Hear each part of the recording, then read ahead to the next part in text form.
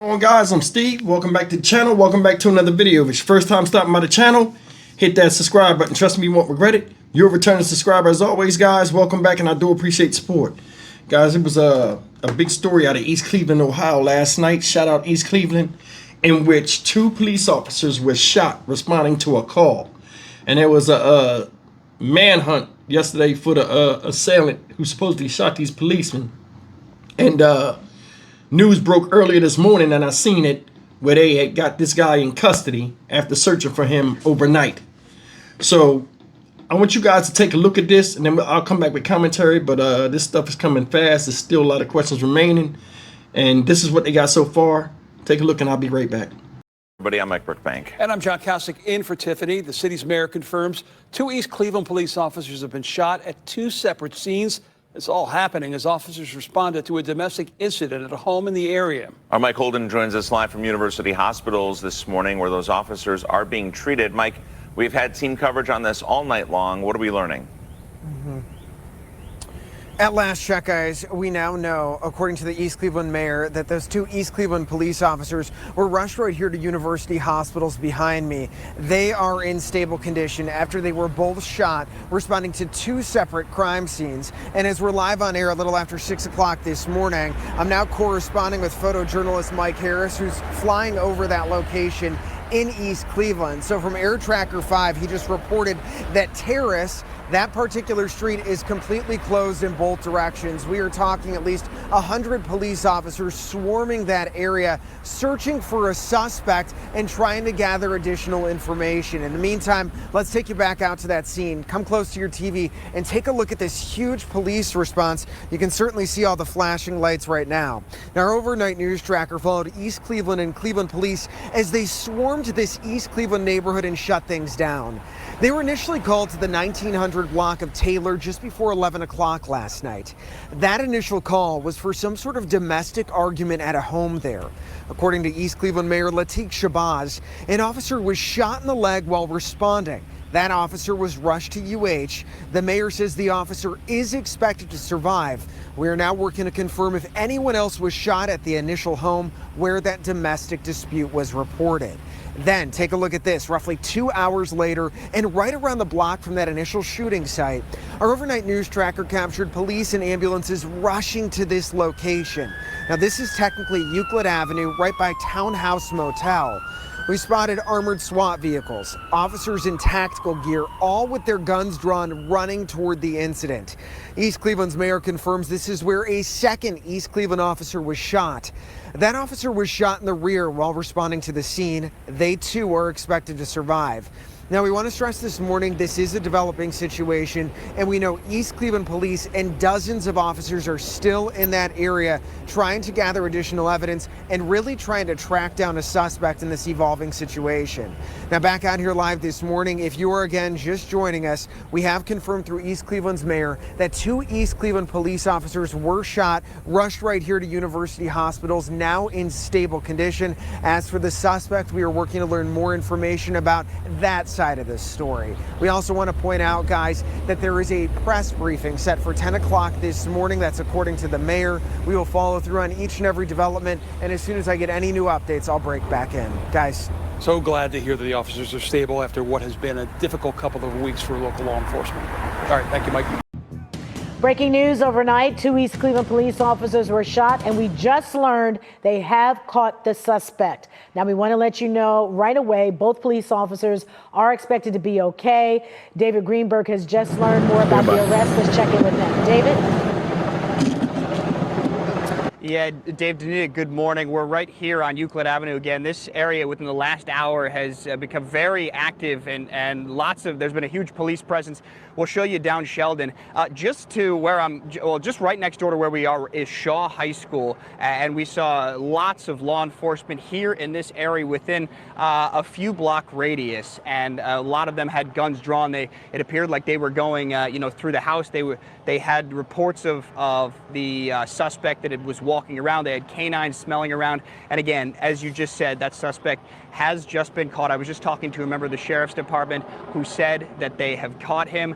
There was an individual who actually lives on Sheldon. He was driving up. He wanted to make sure that his wife was okay because his wife was home. He was in a pair of scrubs. And the member of the sheriff's department just told me and him that they do have that suspect in custody now. So he says, just wait for us to clear that scene clear the scene here a little bit, and then you'll be able to go into your house. So some good news there in terms of the fact that they do have that suspect now in custody. But it was definitely a lot of commotion within the last hour or so as we've been here on Euclid Avenue, and they had that area blocked off. They had that area, parts of that area blocked off, and it was, like I had said earlier, an active state of calm, and all of a sudden everything went into overdrive, and they had cruisers flying down the streets going every different direction. There were snipers on the rooftop, SWAT members riding in the back of trucks. But again, the good news is now that suspect. Sam has the suspect.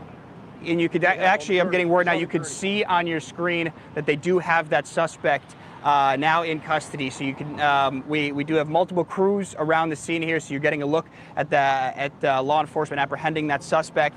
But once again, just a very active and chaotic scene here. I would say there's 25, 30 squad cars here in the area. So I think now that they have that suspect, I think things are going to start to kind of wind down a little bit. But it was a lot of commotion for about an hour or so as they tried to narrow down that search and eventually apprehend the suspect.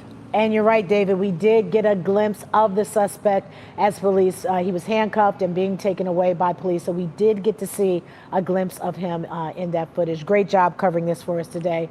Thank you so much. Let's go. That's the story. More lunacy out here. Now this guy right here, he's identified as Aaron Sharp, age 24.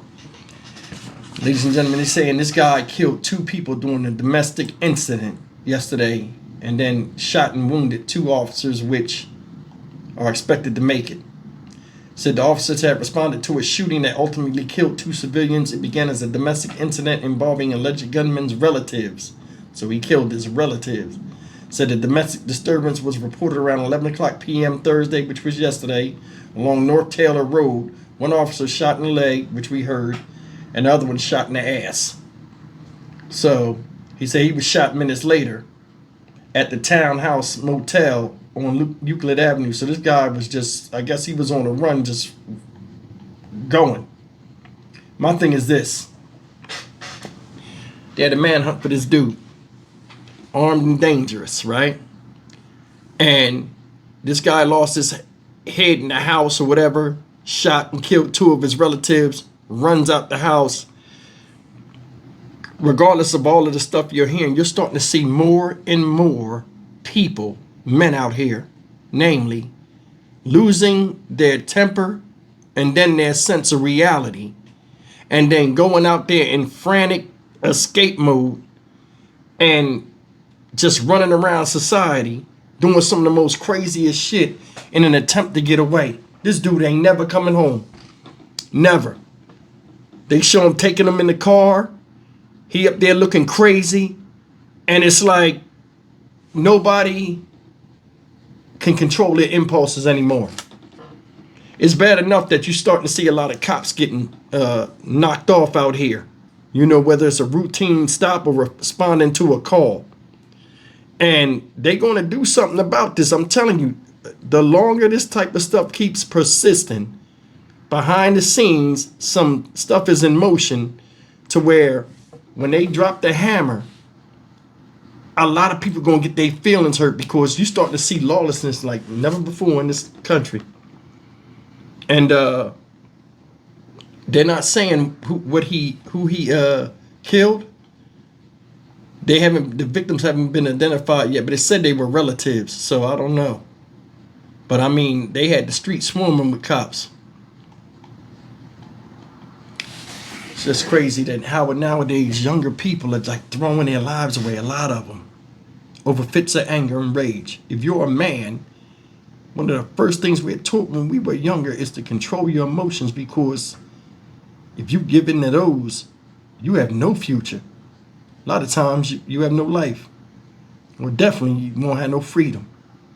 Prison's full of people that can't control themselves. And this guy's right here is going right in there with him. That's a damn shame. He's 24.